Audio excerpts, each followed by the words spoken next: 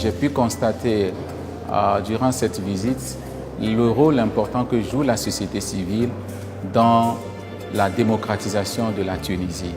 Elle a joué un rôle important dans la révolution et elle continue de jouer un rôle important dans le processus de démocratisation. المرسوم هذايا عطى une marge de liberté كبيرة للجمعيات من حيث كيفاش هي تدير شأنها ولا زادة من حيث المواضيع اللي تنجم تريتيها كيفاش تنظم برشا حاجات اللي هي ما كانتش موجودة قبل. لكن المدة هذه منذ منتصف 2018 قاعدين نشوفوا في مبادرات تشريعية أخرى اللي هي قاعدة تمس في جوهر عمل المجتمع المدني، قاعدة تضيق على الحريات بطريقة جاية خارج المرسوم 88 اللي هو من أهم المراسيم اللي نظمت المجتمع المدني ويعتبر معناتها في كلاسيفيكاسيون في العالم من أهم المراسيم. إلا أنه اليوم نلقاو رواحنا قاعدين نكافحوا باش نقعدوا موجودين كمجتمع مدني على خاطر مبادرات تشريعية تحاول تضيق على المجتمع المدني من جميع النواحي على مستوى التمويل على مستوى العمل. اليوم الجامعات التونسية مهددة بأن عددها يتناقص نتيجة لتطبيق القانون بشكل معنى مخالف للقانون. اثنين، فما إشكالية تتعرض لها الجمعيات في خصوص إدارة أموالها بالبنوك. ثلاثة، فما مشكل كبير يتمثل في إجبار الجمعيات أن تكون يعني مسجلة بالسجل الوطني للمؤسسات، وهذا نجر عنه إشكال كبير لأنه السجل هذا خاص بالمؤسسات الاقتصادية، وإجبار الجمعية أن تكون موجودة به وتسجل به هذا يمثل خطر كبير، خاصة وأنه فيه عقوبات جزائية توصل حتى 5 سنوات السجن. اليوم زادة عندنا مخاطر اللي نشوفوا اللي فما برشا تضييقات كسوا في الإعلام ولا كسوا في الخطاب اللي موجه ولا اللي تحكي به على المجتمع المدني.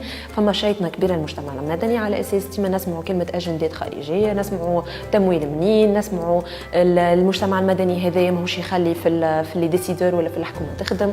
المجتمع المدني اون برانسيب يتلهي بالشاغيتي، يتلهي بتوزيع ماكله، توزيع كراتب، يعاون الفقراء، ما ماهوش باش يكون قوه اون فورس دوبوزيسيون للي ديسيدور وما يلزمش يكون عنده راي في السياسات المعتمده. الخطوره نتاع الشيء هذا يتمثل في انه تقليص هذا الفضاء المدني يخلي انه اصوات الاشخاص الاكثر عرضه للتهميش والتمييز ما توصلش، يخلي انه قدرتنا على الاقتراح وعلى اقتراح البدائل وعلى مراقبة أداء الفاعلين السياسيين يتقلص، وبالتالي تتأثر قدرتنا على أنه نعمل على تحقيق العدالة الاجتماعية اللي هي في قلب الممارسة الديمقراطية.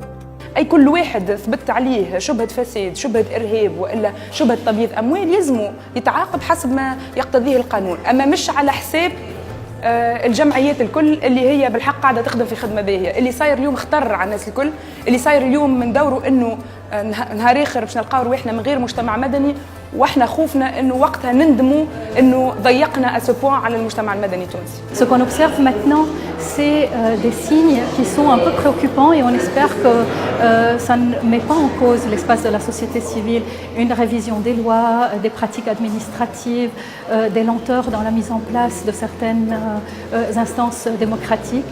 Et on regarde ça de près en espérant que l'activisme des associations de la société civile, des individus, mais aussi l'appui d'ONG internationales, la solidarité de réseaux internationaux, l'appui des Nations Unies à travers la visite du rapporteur spécial vont permettre que ça puisse avancer dans le bon sens. هذا الكل نحبوا نتصدوا له من خلال العمل بتاعنا، من خلال معناتها تبيين للرأي العام أنه عمل المجتمع المدني يقوم على مبادئ الشفافية ومبادئ يعني هي تذهب في مجال أو في اتجاه الديمقراطية واحترام معناتها سلطة القانون. الحاجة هذه يلزم تنبهنا كمجتمع مدني حتى لين ننشطوا بطريقة في إطار التحالف وحتى لين نضمنوا بدون أي معناتها كونسيسيون الحريات اللي اكتسبناها بعد 2011 حتى لين نضمنوا بها حرية التجمع السلمي